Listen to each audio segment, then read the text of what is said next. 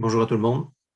Content de vous voir. Je vais, oui, partir le bal avec une présentation euh, où je vais essayer de commencer à démystifier public-privé, essayer de mettre un peu la table sur ces enjeux-là. C'est important de le faire. C'est important de toujours revenir à la base, de toujours revenir sur la question de la privatisation parce qu'elle n'est jamais très loin. On a toujours des promoteurs du privé qui sont prêts à pousser, à faire du lobbying, faire des campagnes de relations publiques pour essayer de nous vendre l'idée que le privé peut venir à la rescousse d'un système de santé public, hein, qui peuvent apporter des ressources de plus, qui vont être plus efficaces, qui vont nous permettre d'améliorer l'efficacité générale du système.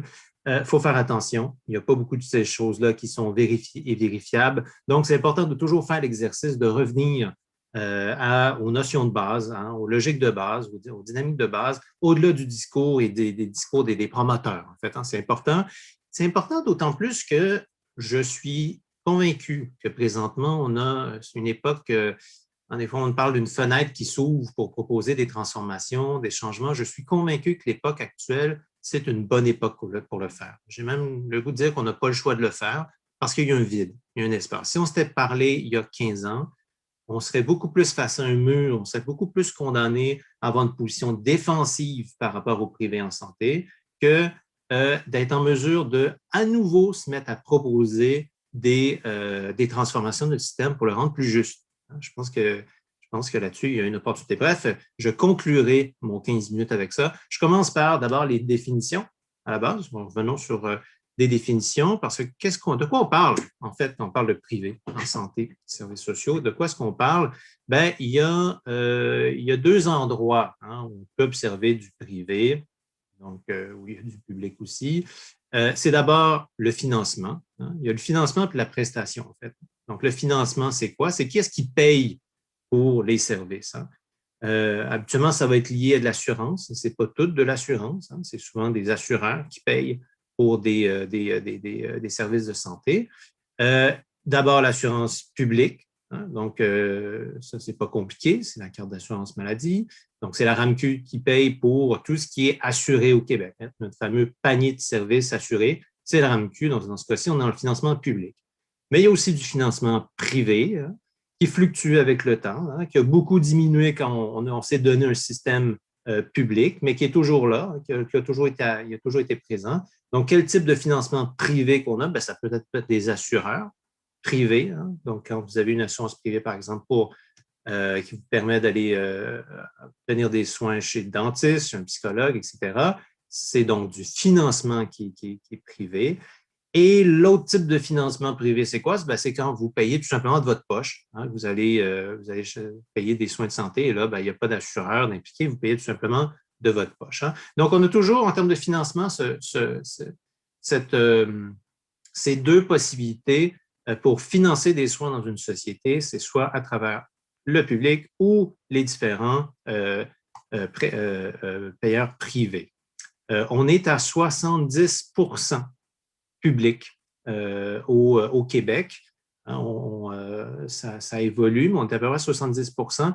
Contrairement à la croyance générale, ce 70 %-là nous met en dessous de la moyenne des pays de l'OCDE. Donc, des pays comparables, ils ont un peu plus de public que nous, hein. Donc, quand on nous présente le système de santé au Québec comme similaire à Cuba ou la Corée du Nord ou ce genre de choses-là qu'on peut entendre des fois, c'est de la pure démagogie. Hein, on a beaucoup de privés dans notre système, malgré ce qu'on affirme parfois. Donc, ça, c'est le financement. Financement, d'une part, donc, hein, peut être public-privé, et on s'entend généralement assez bien chez les progressistes, en tout cas, pour dire que le financement public est vraiment plus juste, plus efficace et me permet de mieux attribuer les ressources. Laissons de côté le financement pour une minute. Allons sur la question de la prestation maintenant. La prestation, parce qu'elle peut être là encore publique ou privée, hein. Donc, si vous allez à l'hôpital, vous recevez des soins dans les installations publiques, ce n'est pas compliqué, c'est payé par le public et l'installation est publique, n'est-ce pas? Si vous allez toutefois dans un GMF, là, vous avez une prestation qui est privée, hein, c'est une installation qui est privée, mais c'est du financement encore qui est public, hein, donc une espèce d'hybride qui peut exister comme celui-là. Et si enfin vous allez chez le dentiste complètement dans le privé, ben là, vous avez une prestation qui est privée, hein, dans un établissement privé, donc avec du financement qui est privé. Alors, donc, c'est d'abord juste pour faire cette distinction entre les deux types. Hein. Quand on parle de privé, on parle de quoi? Il peut intervenir au niveau du financement ou il peut intervenir au niveau de la prestation. Au niveau du financement, on est à peu près toujours perdant quand on passe du public vers le privé. Au niveau de la prestation, il y a plus de débats. Hein. Certains pourraient vous dire qu'on pourrait avoir tout à fait, par exemple, des installations privées à but non lucratif qui sont un apport légitime au système. Ce n'est pas nécessairement du public, mais ça peut être positif. Moi, je ne vois pas où est-ce que le public ne peut pas rendre les services, mais bon, sur la question de la prestation, disons qu'on peut être d'une certaine manière plus souple. Cela dit, je pense qu'il faut aussi faire une autre définition, hein, qui est super importante. Je pense qu'il faut s'habituer à voir le public aussi, hein, le secteur public dans ce cas-ci, dans la santé et les services sociaux. C'est une bonne habitude d'y voir non seulement un service qui peut être accessible, non seulement un service qui peut être gratuit et universel, mais aussi de le voir comme une forme de redistribution de la richesse. Alors, ça, c'est une clé. Et ça nous permet de nous inscrire aussi dans un débat très contemporain, hein, où on se questionne beaucoup sur les inégalités des richesses. Donc, les services publics, et pas juste en santé, tous les services publics, c'est une façon de redistribuer la richesse dans une société. Hein, ça peut être aussi bon, voire meilleur que l'impôt, puis habituellement, de toute façon, c'est connecté avec l'impôt. Hein. Quand vous avez un État qui collecte des revenus, idéalement de façon progressive, donc en demandant davantage aux plus riches qu'aux plus pauvres. Hein, quand vous avez l'État qui fait ça et ensuite, avec cet argent-là, donne des services gratuits à tout le monde, vous avez une forme de redistribution de la richesse. Hein, et donc, c'est une façon très efficace, très intéressante de redistribuer la richesse. Puis, on devrait avoir davantage l'habitude de parler de nos services publics de cette façon-là. À l'inverse, n'oublions jamais qu'un établissement privé à but lucratif du moins, c'est un établissement qui va toujours, du moins en partie, réfléchir en fonction de la marge de profit. Hein. Il a besoin de dégager des profits et il va agir souvent en fonction de cet incitatif ou de cet impératif de dégager des profits. Hein. C'est toujours là. Hein. On va toujours nous présenter le privé comme potentiellement plus efficace. Là. N'oubliez pas que sinon ça passe moins bien. Plus efficace, qui va rajouter des ressources. N'oublions jamais qu'essentiellement, ils sont là pour dégager des profits. Il faut qu'ils les trouvent à quelque part. Il faut qu'ils les dégage, hein, des activités des cliniques. Hein. C'est pour ça, d'ailleurs, que quand vous allez chez un dentiste et chez un optométriste, hein, c'est toujours un petit peu achalant quand vous avez un professionnel de la santé qui s'occupe de vous, qui vous donne un service de base peut-être et qui va toujours, hein, qui va souvent vous proposer un nouveau traitement, un nouveau service. Et c'est jamais clair, hein, si c'est parce que c'est un besoin que vous avez d'un point de vue de santé ou si c'est surtout, hein, la marge potentielle, la marge de profit de l'établissement qui a une influence dans tout ça. Évidemment, les gens ne sont pas nécessairement de mauvaise foi. Évidemment, on a des ordres professionnels, on a des règles et tout, mais l'incitatif, quand il est là, il finit toujours par avoir une influence sur un système. Prenons le cas de la radiologie. C'est un des exemples que je voulais vous donner qui montre des bons exemples d'effets pervers. On en aurait toute une liste, je n'aurai pas le temps d'en mentionner beaucoup, mais la radiologie, c'est un cas assez intéressant d'effets pervers. Hein. On vous présente le santé qui est le système privé qui peut venir à la rescousse d'un système de santé. Bien, on voit à quel point la radiologie au Québec, c'est exactement l'inverse. Hein. La radiologie, les cliniques privées, tout le système privé en radiologie est venu parasiter pratiquement notre système et il est venu le rendre profondément inefficace. Hein? Pour comprendre ça, il faut penser au principe de l'étanchéité. Hein? Il faut bien comprendre qu'au Québec, au Canada, en fait, c'est un des principes de la loi canadienne. Si je ne fais pas d'erreur, l'étanchéité est un des 5 grands principes. Donc, qu'est-ce que ça veut dire? C'est qu'un médecin, hein, il ne peut pas pratiquer en même temps dans le privé et dans le public. Hein. Donc, s'il se met à être payé par la RAMQ, par le système public, bien, il ne peut pas en même temps travailler pour le privé pour les soins qui sont assurés. Hein. Ce qui n'est pas assuré, il peut faire ce qu'il veut. Mais pour les soins assurés, s'il pratique dans le public, il doit uniquement recevoir de l'argent du public et inversement dans le privé. Donc, là, c'est une façon, hein, de mettre une étanchéité entre les deux systèmes, hein, pour ne pas drainer trop facilement les ressources de un vers l'autre. Il y a une exception à ça, c'est la radiologie. Et donc, comme une exception qui vient des années 80, on devrait davantage l'utiliser, s'y intéresser pour comprendre qu'est-ce que ça peut être, hein, l'effet de doter la radiologie dans un domaine. Hein. Dans ce cas-ci, c'est essentiellement pour des considérations budgétaires. Le gouvernement avait décidé de cette grande exception. Il avait décidé de dire on ne va pas mettre la tomodensitométrie, hein, les TDM, et les IRM, l'imagerie par résonance magnétique, on ne va pas les rentrer dans le panier de services couverts par le public si la procédure est le lieu à l'extérieur de l'établissement public. Hein. Donc, en fait, c'est une erreur. Ils sont couverts par le public, mais ils peuvent être aussi couverts par le privé quand vous êtes en dehors d'un hôpital. C'est un entorse qu'on a fait au système, ce qui a permis le développement d'un système privé. Hein. On a un bon exemple de ça avec la radiologie. On a eu un exode de personnel vers le système privé, hein, donc le système qui avait les moyens de les attirer. Et donc, on a aussi largement fragilisé la capacité du service du système public à donner des soins. Hein, un premier effet pervers, on manque de ressources régulièrement dans le public pour aller aussi vite qu'on voudrait pour faire des soins en fonction des listes d'attente. Hein, donc, on a ce problème. Deuxième effet pervers, c'est que vous avez cette situation, hein, ça fait penser à l'exemple que je donnais tout à l'heure avec le dentiste, de des gens qui vont rencontrer un médecin qui va leur dire ben, vous allez avoir besoin hein, d'un IRM, vous pouvez attendre plusieurs mois pour le passer dans le public ou vous pouvez le passer demain matin dans la clinique privée, l'autre bord de la rue et qui justement m'appartient.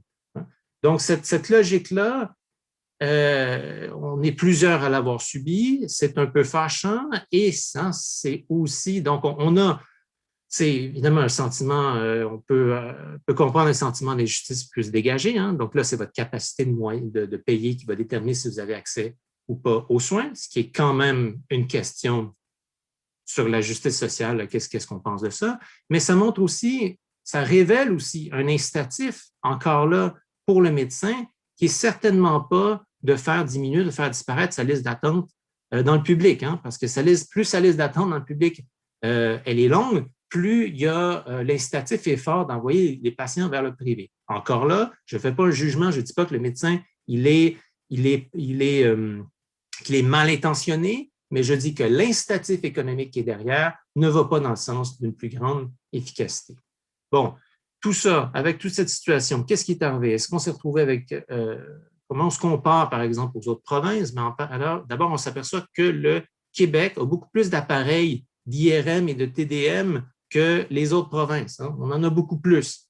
Hein. Donc, ce système-là est un incitatif pour le privé d'investir dans le domaine. On en a beaucoup plus. Est-ce qu'on est plus efficace? Ben non, c'est le contraire. Malgré le fait qu'on en a plus, on s'aperçoit qu'on fait moins d'examens IRM qu'une province, par exemple, comme la Saskatchewan, et on fait beaucoup moins d'examens IRM, TDM par appareil que toutes les provinces canadiennes. Hein? Quand je vous parle que l'incitatif ne marche pas, c'est exactement ça. On n'a pas plus de matériel, on est moins bon pour le faire parce que la logique interne du système, c'est pas de couvrir, d'aller plus rapidement et d'offrir des soins à tout le monde. Donc, on a une profonde inefficacité. Enfin, on pourrait rajouter une note aussi sur la rémunération des médecins. Hein. Tout ça, c'est traduit par une situation très avantageuse pour les médecins radiologistes, hein, qui sont toujours pas mal dans le top 3 des plus payés. En 2016, la rémunération moyenne, ils recevaient du public un montant de pratiquement 650 000 $. Ça, c'est la moyenne. On sait qu'il y en avait plusieurs qui sont rendus millionnaires. Là aussi, il y a beaucoup de radiologistes dans le palmarès. Et ça, n'oublions pas que c'est seulement l'argent qu'ils reçoivent de la RAMQ. Hein, parce que n'oublions pas qu'il n'y a pas d'étanchéité. Ils peuvent pratiquer aussi dans le privé. Donc, il y a aussi l'argent qui leur provient du privé. Alors, cette logique-là, on voit bien le cas de la radiologie. Pour moi, je pense que c'est un cas d'école qui montre à quel point les services, la santé privée peut être incompatible avec un système public solide. Je vous l'ai dit, il y en aurait toute une liste d'autres effets pervers hein, qu'on ne voit pas nécessairement a priori, mais qui finissent par se manifester. Je vais en citer un autre parce que c'est dans l'air du temps. Et après, je vais déjà, parce que ça fait déjà 15 minutes que je parle, je vais céder la parole à Louise qui va passer après moi. Donc, Un autre effet pervers présentement de la dynamique du privé en santé, c'est celle des brevets et des technologies médicales. Hein? Les brevets, c'est une façon de garantir une rentabilité à des entreprises pharmaceutiques, dans le cas des médicaments, qui ont investi pour développer des médicaments. Hein. Ça ne coûte plus grand-chose à produire une fois qu'on l'a découvert. Hein. Le médicament, c'est la recherche et le marketing qui coûtent très cher pour développer des nouveaux médicaments. On a vu plein de cas assez terribles où on a des prix qui sont gonflés, qui sont très, très élevés pour des médicaments. Dans le cas de la COVID présentement, on voit, ça commence à se frayer un chemin dans les grands médias. On voit de quelle façon les pays riches, qui ont des grosses entreprises pharmaceutiques, refusent systématiquement de lever temporairement les brevets pour faciliter la production de vaccins pour les pays pauvres. C'est assez honteux. Le gouvernement ne se vante pas de ça, le gouvernement canadien ou autre ne se vante pas de ça parce que c'est assez honteux. La seule raison de ça, c'est qu'il y a des marges de profit qui veulent être protégées pour des compagnies pharmaceutiques. Mais si on met de côté si on met l'aspect assez presque barbare de ça dans une situation comme celle-ci, c'est assez inhumain, c'est assez froid. Si on met de côté ce côté-là, en termes d'efficacité pour combattre une pandémie, regardez comment c'est niaiseux. Ce qu'on va se retrouver présentement, c'est avoir des centaines de millions, probablement des milliards de personnes qui n'ont pas accès à un vaccin. Le virus va continuer de circuler dans ces pays-là, quitte à produire des variants, quitte à devenir plus virulent, et on va maintenir en vie une pandémie parce qu'on a quelques pays pour qui la priorité numéro 1, c'est de défendre des marges de profit d'entreprises pharmaceutiques, et on se retrouve à jouer avec notre avenir, l'avenir de cette pandémie, et on ne met pas toutes les chances de notre côté d'y répondre. Et tout ça pourquoi? Parce qu'on a sacralisé le principe des brevets ou des marges de profit de l'entreprise privée. Donc, en santé, honnêtement, j'attends encore de trouver le jour où on va me montrer que le privé peut être un réel apport, qui peut faire des choses que le système public ne peut pas accomplir. Donc, j'ai déjà parlé plus que je devais. Je reviendrai quand on échangera sur ce que j'appelais le contexte favorable présentement de transformation de notre système. Il y a Anne aussi qui va déjà nous commencer à nous parler de l'aspect plus stratégique. Donc, je pense que c'est Louise qui va y avoir besoin. Oui, on passerait à Louise Boivin. Bonjour. Est-ce que vous m'entendez? Oui. Merci. Alors, bonjour tout le monde. D'abord, je voudrais remercier la PTS de m'avoir invitée dans ce bel espace de réflexion. Je suis très contente. Je suis contente d'être là, d'être en communication avec vous ce matin, là, même si, évidemment, ce n'est pas face à face. Mais bon, d'être là parmi vous, j'ai vu qu'il y avait comme à peu près 80 personnes tout à l'heure. Il y en a peut-être plus en ce moment. Je vais essayer de voir la galerie. Oh, il y a beaucoup de monde. Alors, bon, moi, je vais vous amener dans un autre espace-temps parce que je veux vous proposer une réflexion sur les pratiques d'action collective, d'action syndicale en contexte de privatisation des services publics ou parapublics. Et là, quand je parle de privatisation, c'est à la fois en termes de recours au privé, comme on a parlé, Guillaume, donc le recours au privé, l'expansion du secteur privé, de la logique de profit, mais aussi privatisation en termes d'importation des pratiques de gestion du privé dans les organismes publics, que ça prenne toutes les formes et les noms possibles, nouvelle gestion publique, optimisation, Lean, Kaizen ou les formes plus récentes. Et donc, pour réfléchir sur les pratiques d'action collective, d'action syndicale, en fait, je voudrais partager avec vous les résultats de recherche qui ont porté sur les pratiques de syndicalisme chez les professionnels. Et là, j'inclus aussi les techniciennes et les techniciens, je m'expliquerai tout à l'heure.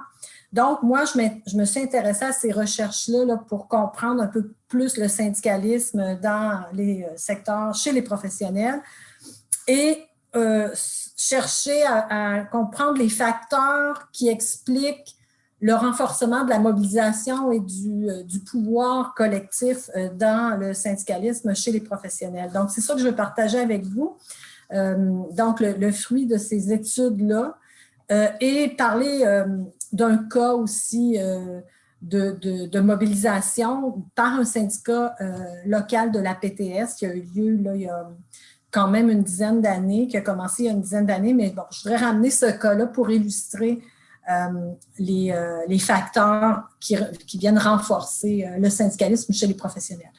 Donc, mais la première chose que je voudrais commencer par faire, c'est contester un mythe sur le syndicalisme chez les professionnels. Puis après ça, bon, je parlerai des deux principaux facteurs là, en tout cas, qui sont identifiés dans les études dont j'ai pris connaissance et que j'ai constaté moi-même en examinant le cas du syndicat local de la PTS, sur lequel je reviendrai. Je veux garder le punch pour plus tard. Donc, c'est ça. Bon, d'abord, parlons du fameux mythe, des mythes, en tout cas, sur le syndicalisme chez les professionnels.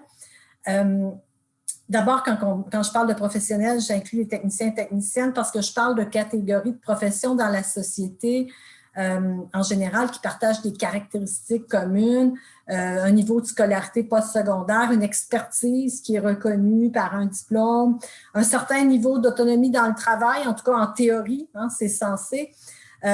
Aussi une place importante de l'éthique dans la conception du travail chez ces travailleuses et travailleurs, un grand engagement dans le travail et pour plusieurs aussi une dimension relationnelle très forte. Hein. Les gens en général, le travail, les professionnels vont travailler avec des personnes et non pas des objets. Donc, cette dimension relationnelle aussi est importante.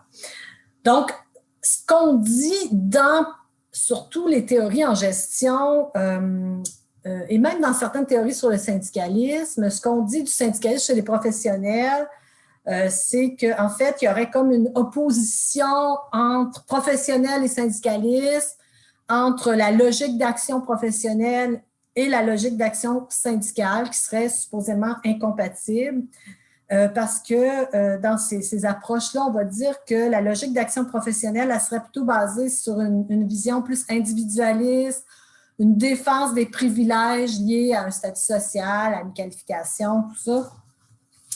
Et donc, ça serait plus une logique plus corporatiste, alors que la logique syndicale est une vision plus collectiviste qui vise à obtenir le respect, à construire un pouvoir collectif.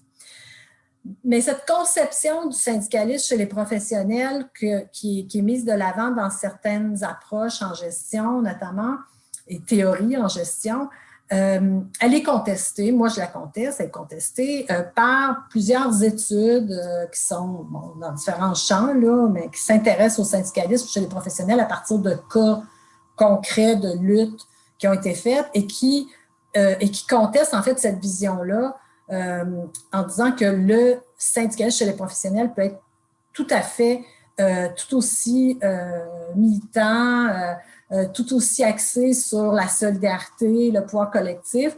C'est juste que c'est différent. Il faut qu'il soit différent parce que la spécificité des professionnels fait en sorte que le syndicalisme doit s'aligner sur cette spécificité-là. Donc il peut être un syndicalisme virulent, mobilisé, etc., mais à condition d'être ancré dans la spécificité des secteurs qu'il représente, notamment. Donc, pour continuer, je voudrais parler des deux facteurs qui ressortent dans les résultats de ces études-là pour expliquer comment est-ce que le pouvoir, la mobilisation, le pouvoir des syndicats de professionnels peut être renforcé.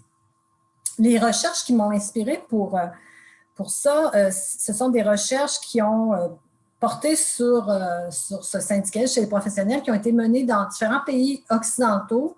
Malheureusement, la recension était restreinte aux pays occidentaux.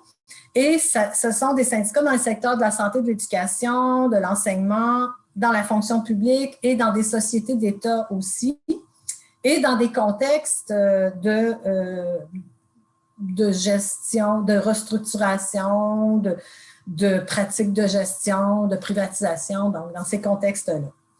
Donc, dans ces études-là, on parle beaucoup des problèmes qui sont vécus et que vous connaissez bien.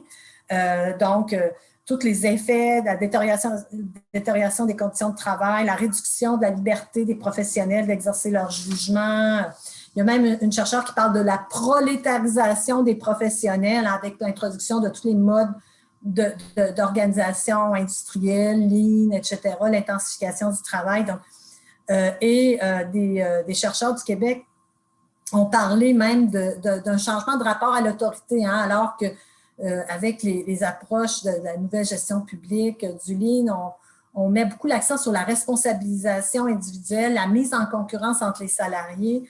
Donc venons-en aux facteurs justement qui expliquent le renforcement de l'action collective, de la mobilisation dans les syndicats de professionnels face à ces problèmes et d'autres problèmes que vous pourriez identifier, là.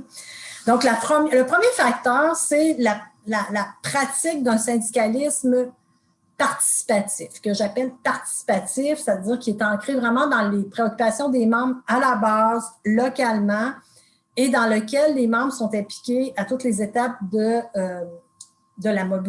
l'action syndicale. Donc, les recherches montrent que les syndicats professionnels qui ont été plus forts en mettant l'accent sur justement des problèmes qui sont vécus spécifiquement par les catégories de professionnels qu'ils représentent, bon, comme les problèmes dont j'ai parlé plus tôt, et par exemple en défendant des standards professionnels, en dénonçant les réformes d'organisation, les restructurations dans l'organisation des services sociaux et de santé. Les études montrent justement que l'engagement professionnel renforce en fait l'engagement syndical si le syndicat est perçu comme permettant de mettre en cause vraiment de façon efficace des mesures qui sont mises en place par les gestionnaires dans les milieux de travail. Puis il y a aussi un autre élément important qui explique le renforcement de l'action syndicale, c'est la création d'espaces de participation pour les membres à la base où par lesquels elles peuvent exercer comme un leadership, hein, donner leurs idées, s'impliquer, donner leur point de vue, influencer même la stratégie syndicale. Et un élément important pour que ça puisse se faire, c'est des espaces d'éducation des membres, de mobilisation au niveau local. Bon, le Carrefour est un exemple d'espace comme ça, de discussion, de débat, d'échange, d'éducation mutuelle. Et donc, cette approche participative, elle joue vraiment un rôle clé dans l'implication des membres, selon les études, en reconnaissant leur expertise. Les professionnels veulent être reconnus, veulent être entendus, donc, elles favorisent cette approche plus participative, comme un transfert de leur connaissance dans le processus de mobilisation, plus de stimulation pour être amené à consacrer du temps et de l'énergie dans des luttes syndicales. Donc, une illustration à partir de le cas dont je voulais vous parler, un syndicat local de la PTS, c'était en 2011, donc c'était le syndicat représentant les travailleurs au centre de santé des services sociaux d'Annecy-Cartierville, ça s'appelait C3S à l'époque. Donc, il y a eu toute une lutte, plusieurs d'entre vous l'ont fait, on en a entendu parler, donc qui a permis qui a combattu le programme d'amélioration de la performance, là, comme on l'appelait là-bas, et qui a amené 12 griefs collectifs, une mobilisation locale où les travailleurs se sont fait entendre auprès de la direction, se sont solidarisés, ont organisé une série de moyens de pression et ultimement ont déposé un grief syndical, 12 griefs collectifs en fait, qui ont mené à une décision qui est très importante, qui est étudiée aujourd'hui dans les cours de droit du travail sur la reconnaissance du droit à des conditions de travail justes et suffisantes et une décision aussi qui critiquait ce programme-là, l'outil spécifique de gestion qui avait été imposé par la direction, là, qui avait recouru évidemment à une firme Proaction pour ne pas la nommer. L'outil a été retiré. Bon, je ne dis pas que tout a changé.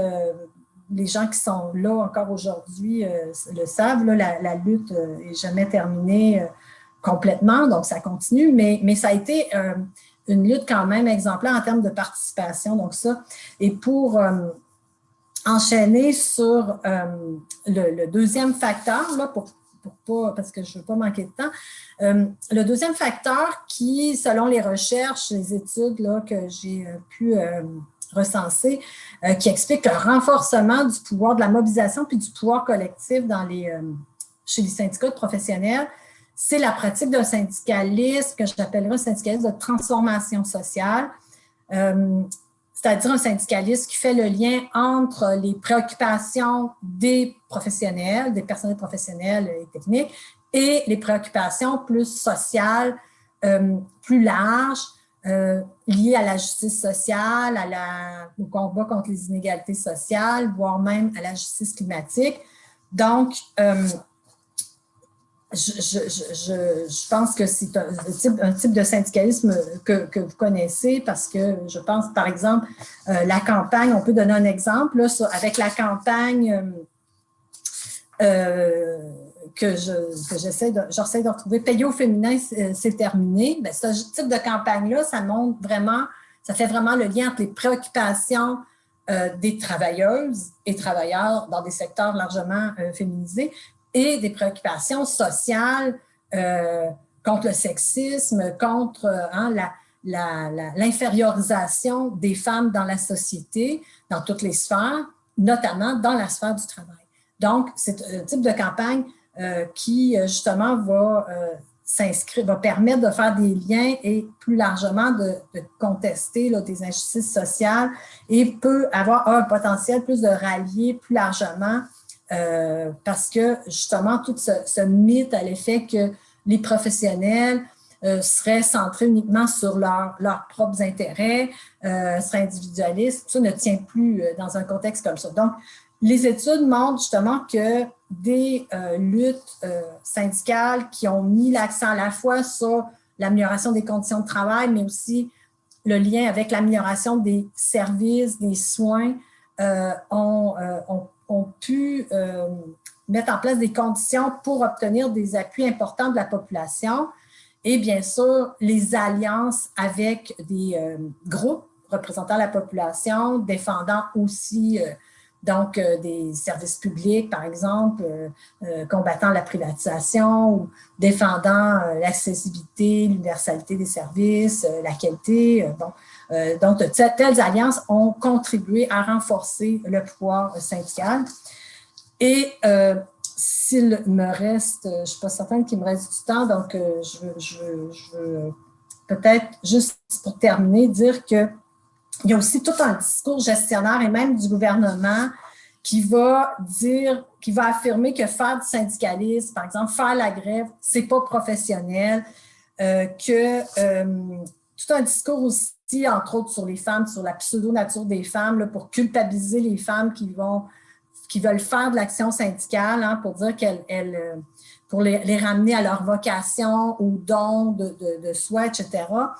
Et pour terminer, je réfère aux termes de deux auteurs, Jennings et Western, là, pour les nommer parce que je reprends leurs paroles.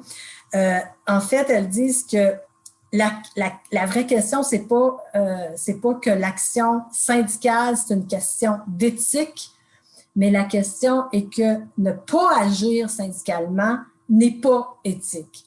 Donc, de ramener la question de l'éthique pour justement pouvoir valoriser un engagement syndical plutôt que d'entrer dans cette idée de culpabilisation puis de renforcement du pouvoir des gestionnaires ou du gouvernement dans un contexte de nouvelle gestion publique, de restructuration, etc. Donc, c'est vraiment de mettre de l'avant cette idée que l'éthique, pour des raisons éthiques, on doit agir syndicalement aussi, comme professionnel, comme personnel professionnel et technique.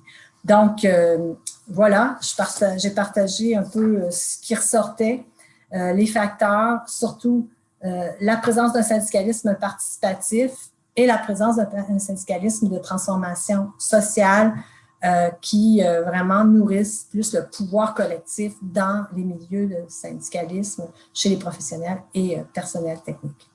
Merci de votre attention. Merci beaucoup. On passerait donc à notre dernière panéliste, Anne Plourde. Merci beaucoup.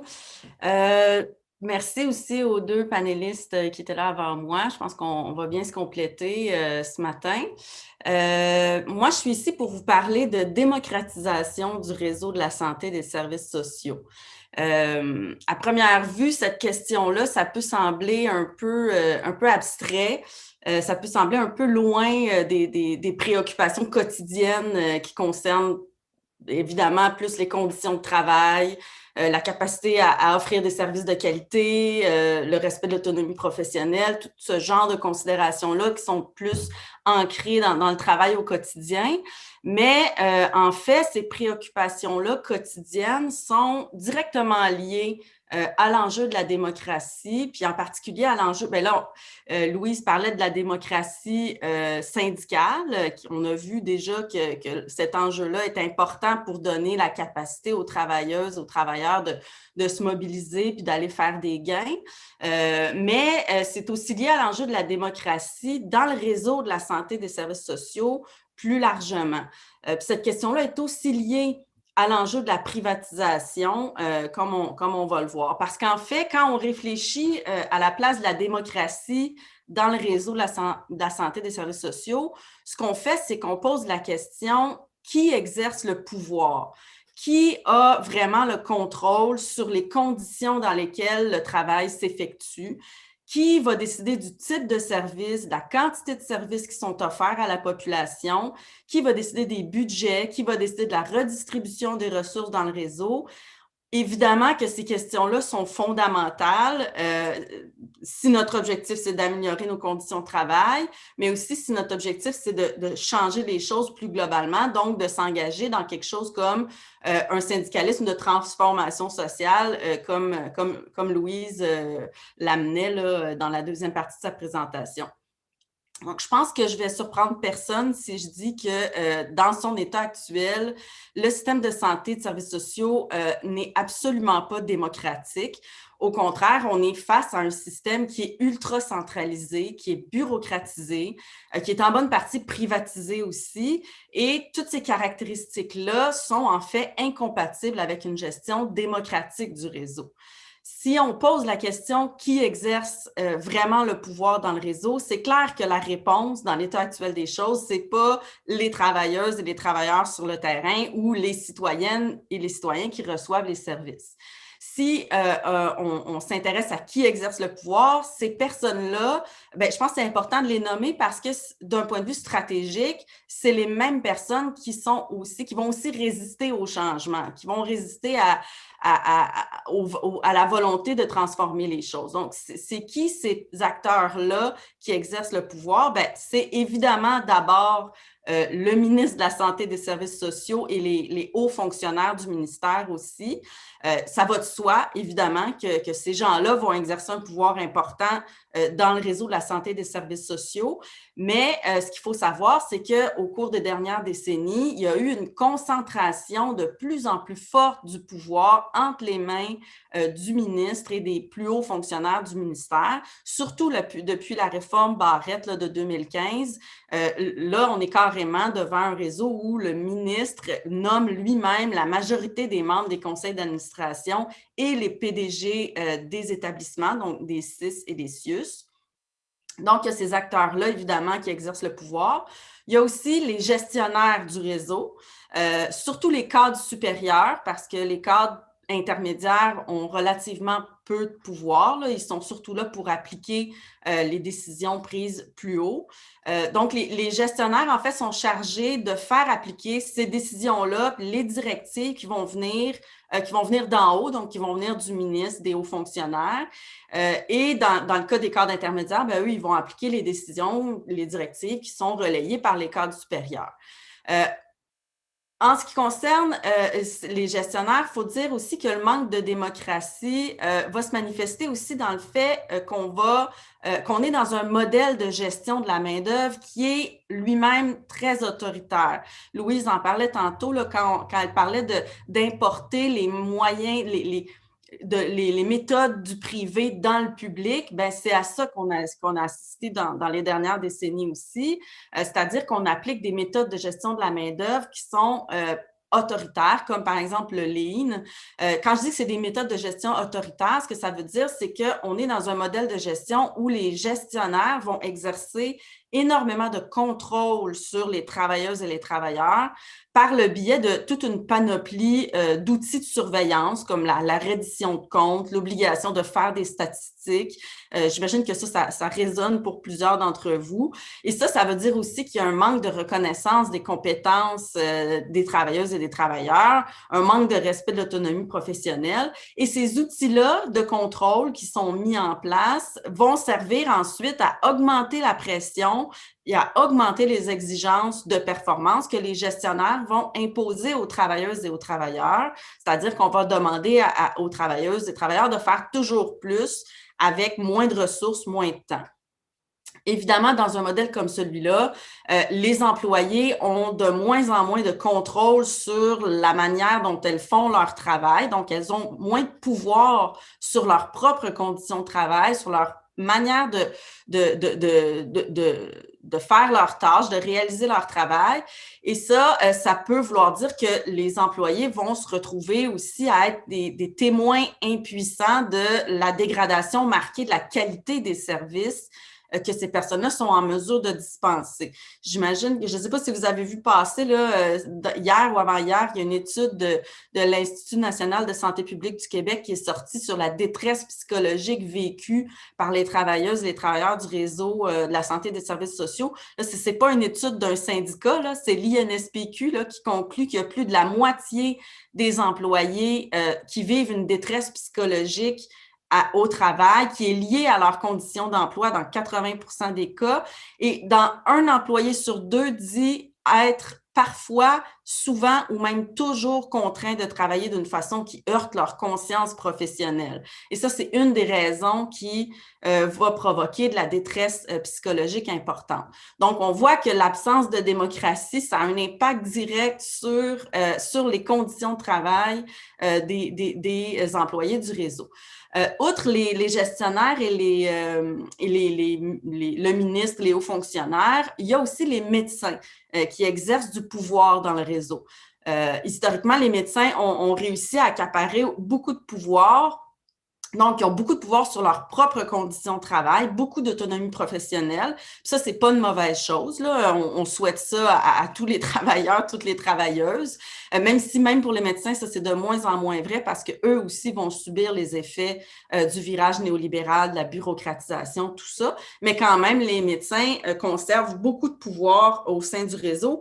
Le problème, c'est que les médecins ont aussi beaucoup de pouvoir sur les autres professionnels du réseau. Ils n'ont pas juste du pouvoir sur leur propre travail, ils ont aussi du pouvoir sur le travail des autres professionnels, des autres employés, parce que ça a toujours été le cas pour les infirmières. Là. Les médecins, les infirmières ont toujours été subordonnées jusqu'à un certain point aux médecins, mais c'est aussi de plus en plus vrai pour les autres catégories de travailleuses, puis notamment pour les employés de la catégorie 4, depuis notamment le transfert de professionnels en groupe de médecine de famille, parce que les groupes de médecine de famille, ils appartiennent aux médecins et c'est les médecins qui les dirigent, c'est les médecins qui ont les médecins acquièrent une autorité sur les travailleuses sociales, les ergothérapeutes, les nutritionnistes, etc., qui sont transférés dans les GMF. Donc, ce pouvoir-là des médecins, ça vient du fait qu'on a un système qui est extrêmement centré sur les médecins, à cause évidemment de leur monopole sur une foule d'actes médicaux qui fait qu'on est obligé de passer par eux pour des services. Ça, c'est grugé là, par les IPS notamment. Là, les médecins ont pas mal peur des IPS, c'est pas pour rien. Je ne sais pas si M. Contandriopoulos en a parlé hier, mais bon. Puis il y a aussi que même quand on devrait pouvoir se passer des médecins, donc même quand il est question de problèmes de santé ou problèmes sociaux qui ne relèvent pas des actes médicaux des médecins, on a tellement concentré de ressources financières sur les médecins, on a tellement négligé les autres catégories professionnelles qu'on se retrouve en fait à être forcé d'avoir recours aux médecins par exemple, pour prescrire du Ritalin à des enfants qui, dans certains cas, auraient plutôt besoin d'être vus par les services psychosociaux, mais puisqu'on est en pénurie de ce côté-là, parce qu'on a tellement coupé de ce côté-là et qu'on a plutôt tout misé sur les médecins, les médecins deviennent la seule ressource dans ces situations-là. Et le pouvoir des médecins vient aussi en partie de la privatisation du caractère privé d'une partie importante des systèmes de santé. Là, je reviens à ce que Guillaume disait au début. Il y a une bonne partie des médecins qui pratiquent dans leur propre clinique privée, dont les GMF. Ces services-là sont financés par le public, mais c'est une prestation privée. Puis, en tant que propriétaire et gestionnaire de ces cliniques-là, ils ont du pouvoir sur l'accès aux services pour la population, parce que c'est eux qui vont décider est-ce que j'accepte cette personne-là comme patiente ou patient ou non. Et c'est eux qui vont décider du type de service qui est offert. C'est eux qui vont décider, qui vont avoir du pouvoir sur les employés de la clinique, comme je le disais. Et ça m'amène à la dernière catégorie de personnes qui exercent un pouvoir important dans le réseau de la santé et des services sociaux. Et ces gens-là, ce sont les gens d'affaires qui se confondent parfois avec les médecins. Mais il n'y a pas seulement les médecins qui sont des gens d'affaires actifs dans le réseau de la santé et des services sociaux. En fait, tous les services qui sont privés dans notre réseau, c'est des services qui sont entre les mains d'entrepreneurs qui, comme Guillaume le disait, ont comme priorité de dégager des profits. Là, on peut penser aux ressources intermédiaires, par exemple, dans le secteur de l'hébergement, aux résidences privées pour aînés, aux agences privées de placement de personnel, aux entreprises d'entretien ménager auxquelles on a sous-traité les services. Et tous ces services-là qui sont privés, ça, c'est des services qui sont possédés et gérés par des individus, des entrepreneurs, qui ont le pouvoir sur leurs employés et sur les services qui sont offerts aussi. Donc, autrement dit, la privatisation des services, c'est aussi parfaitement incompatible avec la démocratie dans le réseau de la santé et des services sociaux. Donc là, maintenant, je voudrais vous faire rêver un petit peu. J'ai passé un peu trop de temps à parler de ce qui va mal, mais j'aimerais ça vous dire à quoi ça pourrait ressembler un système de santé et de services sociaux qui serait vraiment démocratique. Dans le système actuel, le pouvoir est exercé d'en haut vers le bas. Les décisions sont prises en haut et sont relayées jusqu'aux travailleuses et travailleurs. La reddition de comptes, elle va s'exercer du bas vers le haut. Donc, les travailleuses et travailleurs doivent rendre des comptes à leurs gestionnaires, qui vont rendre des comptes au cadre supérieur, etc. Et je vous ferai remarquer que dans ce bel échafaudage-là, les personnes qui reçoivent les services, donc la population, pour qui tout ça existe en fait, sont absolument absentes de l'équation. Dans un réseau qui serait démocratisé, ces logiques-là seraient inversées en fait. On aurait un pouvoir qui serait exercé du bas vers le haut. Ça voudrait dire que c'est la population et les travailleuses qui auraient du pouvoir et les gestionnaires devraient rendre des comptes à ces personnes-là ou au moins à la population. Et ça voudrait dire qu'on reconnaîtrait les compétences et l'autonomie professionnelle des travailleuses et des travailleurs. Et ça voudrait dire aussi que la population et les travailleurs et les travailleuses auraient un pouvoir réel sur les priorités, sur les programmes qui sont mis en œuvre, sur les orientations, sur le type de services qui sont dispensés par les établissements. Et là, j'ai quelques minutes, là, je vais dire rapidement, concrètement à quoi ça pourrait ressembler. On pourrait avoir des petits établissements. Là, ça, c'est la première étape, d'avoir des petits établissements à échelle humaine. Donc, imaginons des établissements qui n'ont pas plus que quelques centaines d'employés dans le cas des hôpitaux, quelques dizaines dans le cas des centres d'hébergement, dans le cas des CLSC, contre des milliers actuellement là, dans les actuels CIS et CIUS. Donc, une étape incontournable pour démocratiser, c'est de décentraliser. Et chacun de ces petits établissements-là serait géré par son propre conseil d'administration. Les membres de ces conseils d'administration-là seraient élus par la population, par les travailleuses et travailleurs de l'établissement.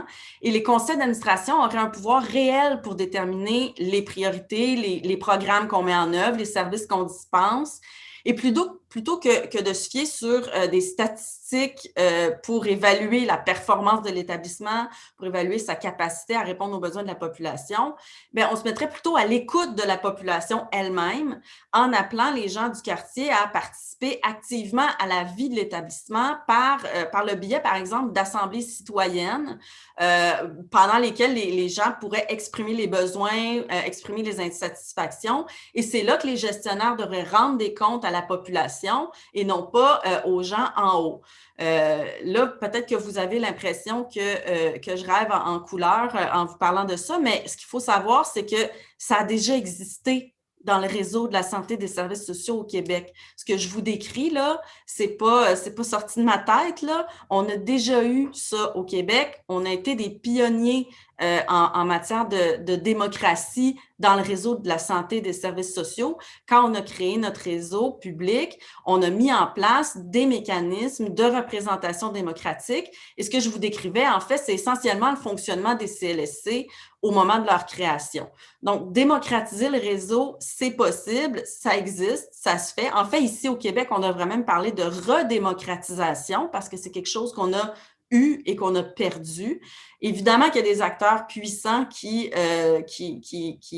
vont s'élever contre ça parce que ces gens-là veulent évidemment garder leur pouvoir, mais ils ont aussi... il y a aussi que quand on donne le pouvoir à la population, aux travailleuses et aux travailleurs, ça leur donne la capacité de revendiquer une amélioration des services, des investissements publics supplémentaires. Et là, on n'est pas dans une logique où on veut investir davantage. Mais je pense que comme l'évoquait Guillaume tantôt, on va peut-être pouvoir en revenir là-dessus dans la discussion, là, on est quand même dans une conjoncture qui offre certaines ouvertures par rapport à des revendications comme celle-là. Puis il y a des alliés importants que la PTS peut trouver là, pour aller de l'avant avec ça. Super, merci beaucoup. Peut-être un premier round là, d'icônes d'applaudissements, puis de cœur, puis de tout ça là, pour nos trois panélistes. Merci beaucoup. Donc, on va passer à la période de questions. On a théoriquement 15 minutes, là, mais on va peut-être décider d'être un peu rebelle s'il y a beaucoup de mains. Les panélistes, vous devriez avoir le contrôle de votre micro, fait qu'on va démocratiser votre parole. Vous pouvez intervenir comme vous le souhaitez et je vais prendre les tours de parole là, pour les intervenants. Donc, on commencerait avec Julie Provencher.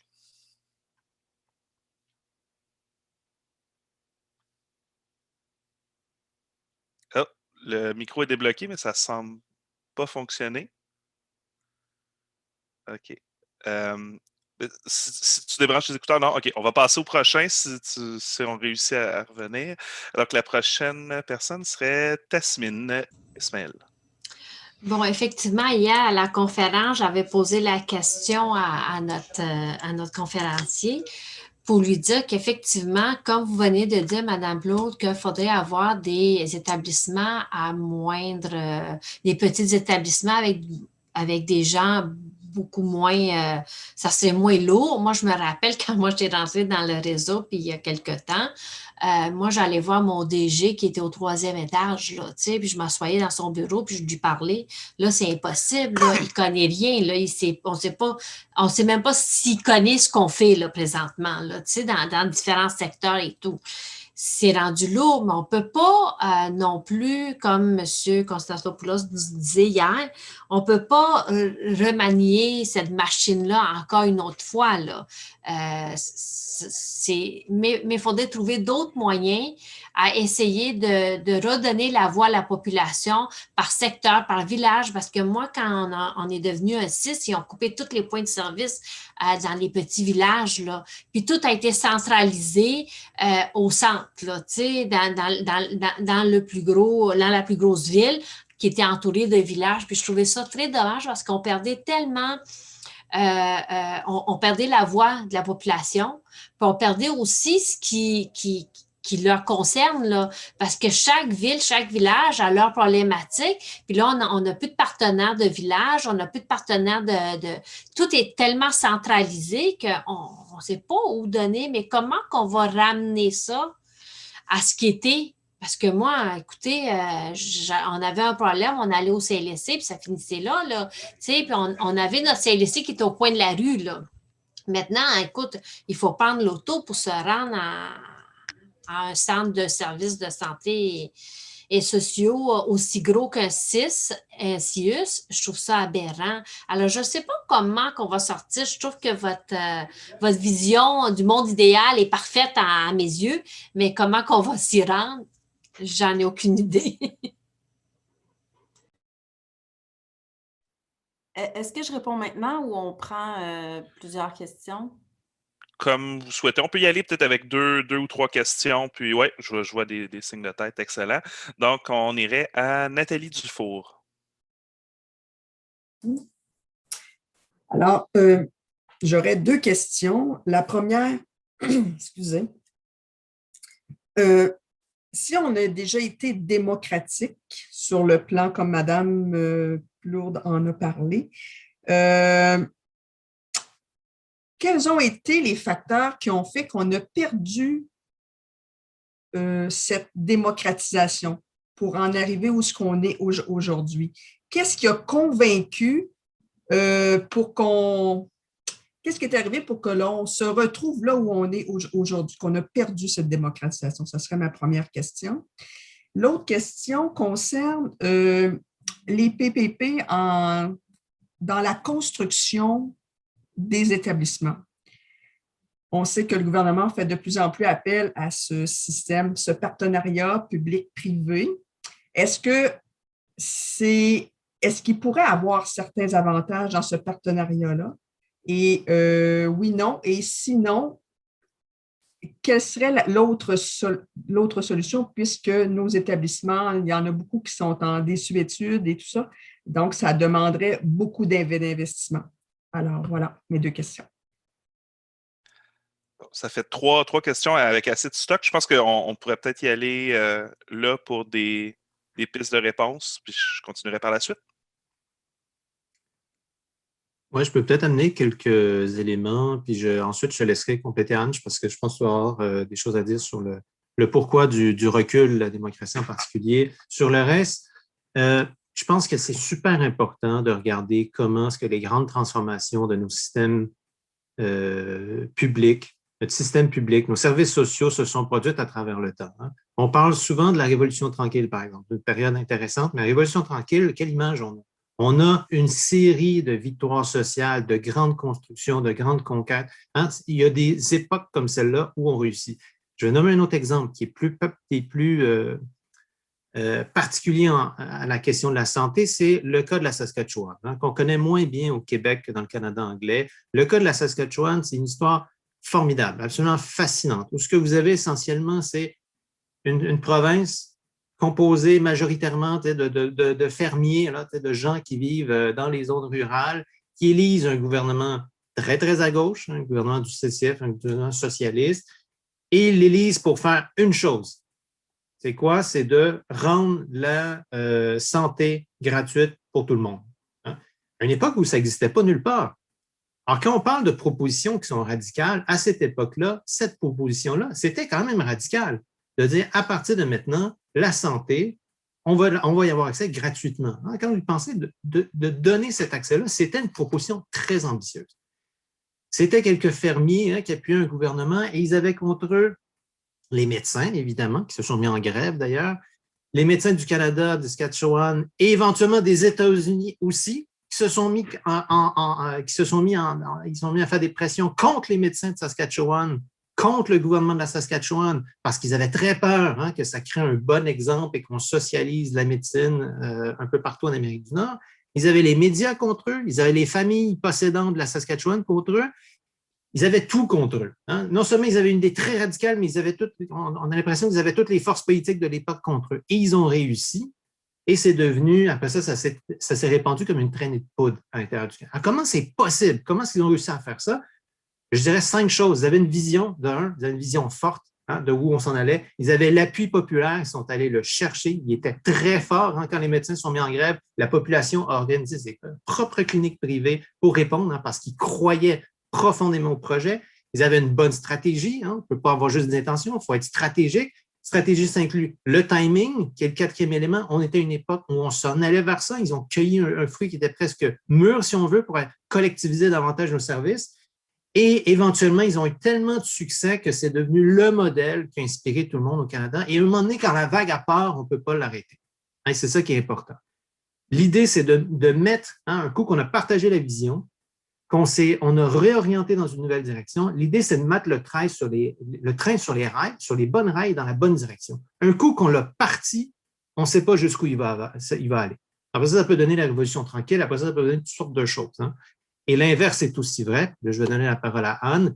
quand le train du privé part, comme il est parti dans les années 90, comme il est parti dans les années 2000, quand on a eu la réingénierie de l'État, ça devient aussi un effet de boule de neige où on est pris dans une logique, on s'imagine toujours plus de privé qui va être mieux et on a beaucoup discrédité le public. Mais je laisserai la parole là-dessus à Anne. Je vais juste dire qu'il y a des périodes, des moments de notre histoire où c'est le bon moment pour le faire. Présentement, je pense que c'en est un. Ça fait 40 ans qu'on subit des politiques néolibérales qui creusent les inégalités dans la société. Proposer davantage un service qui est public, démocratique, c'est de répondre aux dynamiques des 40 dernières années présentement. Et c'est donc de répondre à des problèmes qui sont majeurs, c'est de parler un sentiment qui est fort aujourd'hui et qui pourrait peut-être nous permettre de prendre une autre direction. Merci Guillaume pour ce pep talk tout à fait à propos.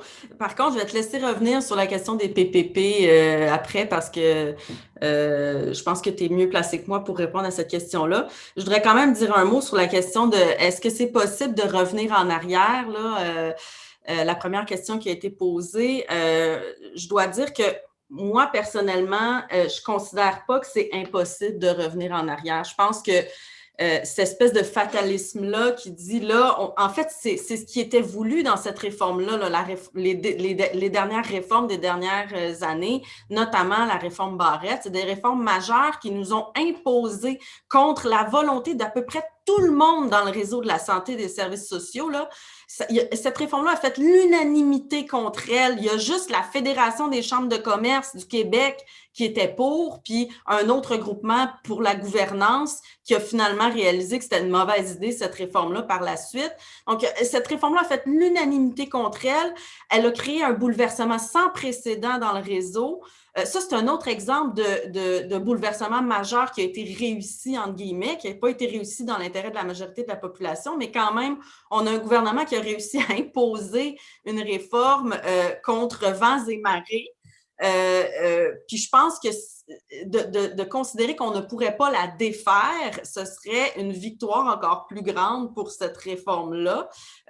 Puis je pense qu'il y a une grosse différence entre... En fait, ce gouvernement-là, quand il a mis en place sa réforme, à mon avis, c'était plus difficile à mettre en place qu'à défaire parce que là, on a l'impression, tout le monde dans le réseau, qu'on ne voudrait pas revivre une réforme comme celle qu'on a vécue, mais il y a une différence entre mettre en place une réforme pour empirer les choses qui vont contre les intérêts d'à peu près tout le monde et revenir à quelque chose de bénéfique pour les gens.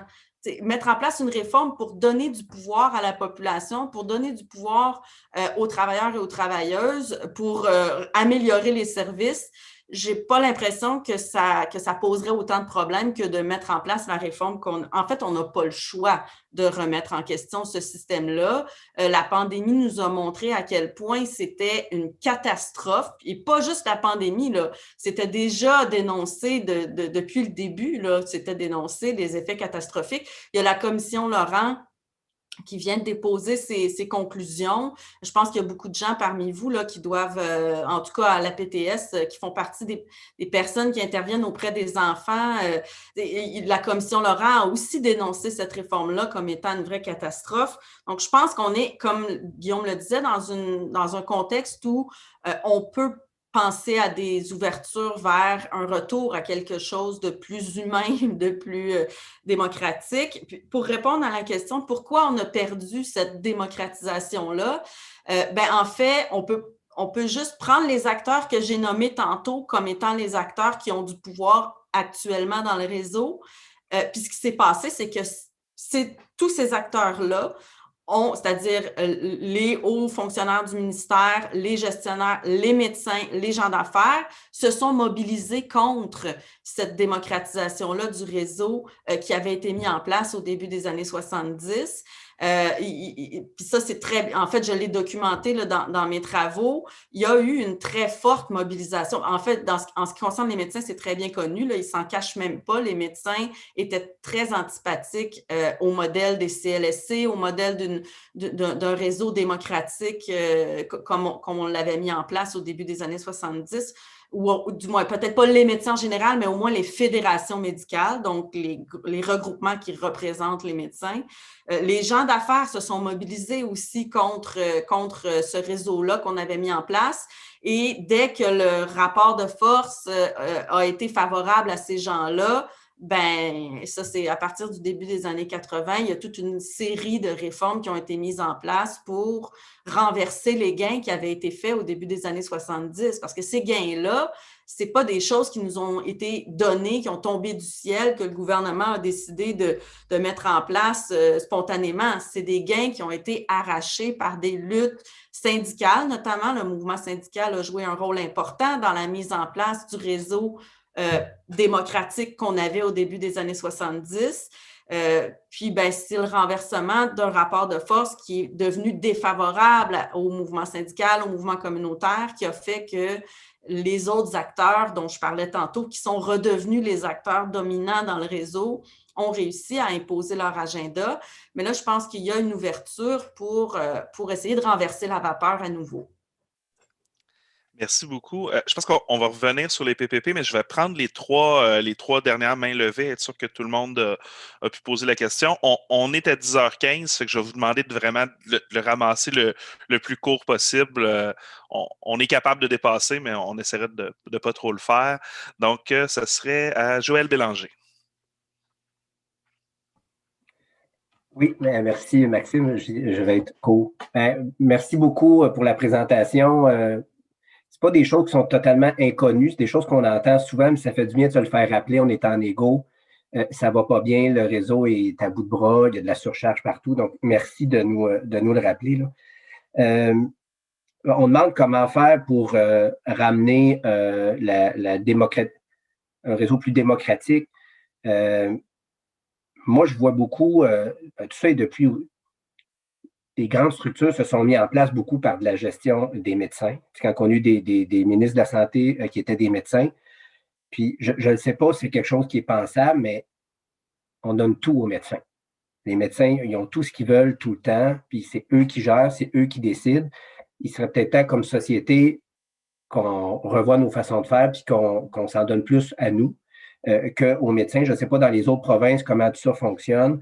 J'ai été étonné tantôt d'entendre comment dans les autres provinces ça fonctionnait avec la radiologie puis tout ça. Puis, ça ne devrait pas mal fonctionner avec les ressources qu'on a, le personnel qu'on a. Fait que quand tu entends ça, mais clairement, on voit que tout est géré par les médecins. Puis ce qu'on a fait, c'est des centres hospitaliers qui étaient déjà volumineux. Ben, on est allé chercher les CLSC qui faisaient la prévention. On a pris les budgets, on les a emmenés en centre hospitalier. C'est ce qu'on a fait aussi avec la réforme Barrette, qui fait qu'aujourd'hui, en centre jeunesse, bien, ça ne va pas bien. Il y a moins d'argent parce que tout va en santé et non dans les services sociaux.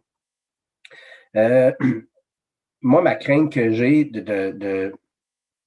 comme citoyen, pas comme travailleur, comme citoyen, comme père de famille, c'est que là, on est dans un engrenage du privé. Puis moi, quand j'ai besoin de services pour mes enfants, puis que j'ai des délais d'attente d'1 an, ben à un moment donné, je me pose la question, puis je me dis, Chris, fuck, il faut que j'aille au privé parce que c'est mes enfants, c'est leur développement de mes enfants.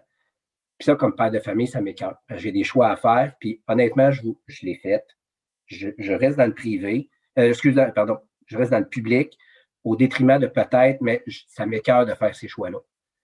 Parce que je le fais parce que je suis président de syndicat, puis c'est peut-être mes enfants que je ne donne pas les services qu'ils devraient avoir rapidement. C'est extrêmement déchirant, puis je pense que je ne suis pas le seul à penser comme ça. Puis je pense que ça va être difficile de prendre un levier et de dire à tout le monde, bien là, on donne un coup de barre, mais puis je le sais qu'il faut le faire. Je le sais qu'il faut le faire. On a de la misère à mobiliser nos gens, à venir à nos assemblées de grève. Est-ce qu'on va être capable de dire, regarde, on s'en va dehors, puis on se bat pour un réseau public, puis on kick-out les médecins, on kick-out la CAQ, puis c'est un peu ma crainte. Je m'arrête, Maxime, j'ai plus trop de temps. Merci. C'est bon. On passerait à Chantal Manta. Oui, bien, la preuve, c'est peut-être plus un commentaire, la preuve que le syndicalisme chez les professionnels peut être un syndicalisme de transformation, c'est que les médecins, avec leur fédération syndicales ont réussi à transformer le réseau. Pas dans le sens qu'on aurait voulu, par exemple, parce que je pense évidemment, comme Anne, que ils ont le pouvoir des médecins a beaucoup contribué à où on en est aujourd'hui. J'ai assisté à tous les espoirs que les CLSC ont pu inspirer, puis aussi à leur partiel démantèlement, en tout cas à leur perte d'influence, notamment parce que les médecins n'ont pas embarqué dans le trip pour avoir assisté à des conversations de médecins en début de pratique dans les décennies précédentes. Là, aller travailler en CLSC, il ne fallait pas, pour un jeune médecin, il ne fallait pas être ambitieux parce que là, c'était de la petite médecine, vraiment pas intéressante. C'était pour être peinard. La preuve que c'était pas sérieux, c'est que tu étais payé moins cher que les autres. Puis tu n'allais pas faire grand-chose de ton statut de médecin en allant travailler en CLSC. Ayant plus beaucoup de médecins dans les CLSC, ça leur a fait perdre beaucoup d'influence. Puis tout ça, c'est pas le lieu où les gens sont portés à aller, puis tout ça, puis c'est infiniment regrettable. Puis là, je me demande franchement comment qu'on va pouvoir, nous, avec notre pouvoir syndical d'une autre catégorie de professionnels, réussir à s'attaquer à celui-là, parce qu'il est puissant, puis on l'observe dans beaucoup de champs, malheureusement. Voilà. Merci. Donc, on passerait au dernier intervenant, Michael Rochelot. Oui, bonjour. Merci pour les réflexions ce matin. Moi, là, je vois quand même un certain tournage. J'ai l'impression qu'il y a un peu plus de lutte intersyndicale ces temps-ci. Mais ma question, c'est, étions-nous entrés dans une période syndicaliste plus de corporation que de transformation sociale ces dernières années? Je pense qu'on peut se remettre en question aussi comme acteurs syndicaux. Puis, comment politiser nos professionnels, si on veut, qui développent une éthique un peu plus forte du militantisme politique et qui soient concernés par les enjeux politiques. On s'entend, on avait le Parti libéral avec Gaétan Barrette qui a fait les réformes. On a élu la CAQ à la suite de ce gouvernement-là, dont Gaétan Barrette en faisait partie avant. Je me pose encore ces questions-là. Voilà. Merci beaucoup. Je pense que ça serait super pertinent d'entendre nos trois panélistes. Si c'est possible en 1 minute, 1 minute et demie, 2, désolé, mais la parole est à vous. Peut-être Louise qui n'a pas parlé encore. OK, je vais essayer en 1 minute. Rapidement, en tout cas, j'ai été interpellée en particulier par l'intervention de Chantal Mantin et Michael Rochelot, je pense, qui m'interpellaient sur la question du pouvoir syndical. Oui, en 1 minute, je n'ai pas le temps, mais la force du nombre, je répondrai à Chantal, parce qu'en fait, ça, puis c'est toute l'idée des alliances, en fait, puis des intérêts communs entre les professionnels, les travailleurs du secteur public, parapublic et la population, plusieurs groupes sociaux. Bon, après, ça soulève la question que Michael pose aussi du corporatisme, des tensions intersyndicales. En même temps, c'est aussi le produit des restructurations, des accréditations syndicales dans le secteur de la santé et des services sociaux aussi, la loi 30, ce que ça a fait, etc. Donc, c'est sûr qu'il faudrait un espace spécifique pour penser le syndicalisme, les alliances intersyndicales, les alliances syndicats et groupes sociaux, mouvements sociaux. Mais puis par rapport aux médecins, on a vu quand même en 2012, quand le mouvement étudiant était très, très, très fort, puis il y a une mobilisation sociale qui a dépassé le mouvement étudiant, on a vu les jeunes médecins, donc jeunes ou moins jeunes, mais les étudiantes en médecine à l'Université de Montréal, moi je me souviens, j'étais là, qui se mobilisaient. Et chez les nouvelles générations, il y a un potentiel aussi avec la question de la justice sociale et climatique. Il y a des alliances, il y a des choses à construire, il y a des questions à se poser que Michael avance, mais il faut l'espace pour le faire. Et voilà, je suis désolée, en 1 minute, je ne peux pas aller plus loin. Mais merci pour vos questions et interventions. Bon, j'essaie moi aussi de faire ça en 1 minute. Je me suis séparé 3 réponses, 3 fois 20 secondes. Donc, la première sur les PPP. Les PPP, c'est une espèce de truc comptable pour convaincre qu'on peut dissimuler de la dette. C'est n'importe quoi. C'est un truc qui a été inventé en Angleterre pour privatiser davantage des établissements. Ça ne rapporte rien, ça coûte beaucoup plus cher que ce qu'on veut. L'image qu'on utilise, c'est comme payer une maison avec une carte de crédit plutôt qu'une hypothèque. Imaginez les intérêts, ça va coûter très cher. Donc, c'est ça qu'avec les PPP, c'est une voie à éviter à tout prix. Deuxième chose, la question d'une construction démocratique, une réponse démocratique, c'est ça que font à gauche. C'est comme ça que les grandes victoires, que ce soit la Révolution tranquille, que ce soit l'histoire de la Saskatchewan que je parlais tantôt, le timing était parfait. Quand ça part, c'est une ébullition, c'est un feu d'artifice, mais ça prend beaucoup de temps à construire un mouvement comme celui-là. Un coup qui émerge au grand jour, il est très difficile à arrêter parce qu'il est profondément démocratique, il a la force du nombre. Mais c'est long de construire un mouvement comme ça. Une construction démocratique, c'est long. À droite, ils vont beaucoup utiliser les médias. Hein, ça va beaucoup des campagnes de relations publiques, vont avoir un coup de publicité avec une figure populaire connue, mais c'est pas solide. Ce qui fait la puissance, la force des transformations de gauche, lorsqu'elles se produisent, c'est une longue, patiente transformation.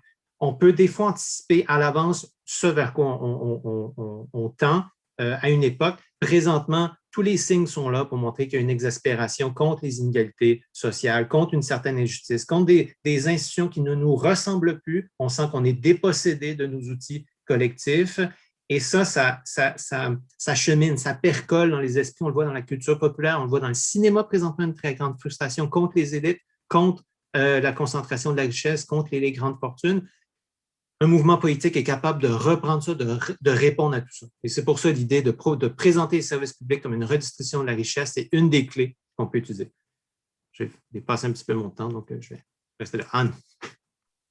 Oui, peut-être comme mot de la fin, je dirais, j'insisterai sur l'importance de tisser des alliances. Ça a été nommé à quelques reprises, mais malgré c'est vrai qu'il y a un repli corporatiste au cours des dernières décennies, puis c'est en fait c'est l'effet naturel d'une certaine manière. C'est presque un réflexe dans un contexte où le rapport de force est très défavorable aux travailleurs, travailleuses. Dans ce temps-là, quand on n'a pas l'impression qu'on peut faire des gains, on a tendance à se replier sur soi, sur nos intérêts plus sectoriels, plus locaux, plus... puis c'est quelque chose qui s'observe un peu partout, là. Mais le remède contre ça, c'est d'ouvrir puis de tisser des alliances avec d'autres syndicats, d'autres secteurs aussi, les groupes communautaires, de créer des regroupements. Il y a l'exemple de la coalition Solidarité Santé là, que j'aurais bien voulu nommer tantôt, mais que dont j'avais pas le temps de parler. La PTS est membre de la coalition Solidarité Santé. Puis ça, c'est un exemple de regroupement où il y a des syndicats et des groupes communautaires qui se mettent ensemble et qui mènent une campagne d'ailleurs pour la démocratisation dans le réseau. Je pense qu'en multipliant ce genre d'alliances-là, puis des fois, on peut le faire, même s'il y a des conflits intersyndicaux. Je pense qu'à la base, là, les militants de base peuvent se donner eux-mêmes des outils parfois si les conflits sont... je pense que de toute façon, ça n'empêche pas les alliances entre groupements syndicaux puis avec d'autres acteurs aussi de la société. Donc, je ferais peut-être un appel à aller dans ce sens-là. Excellent. Merci beaucoup. C'est un super mot de conclusion pour le panel.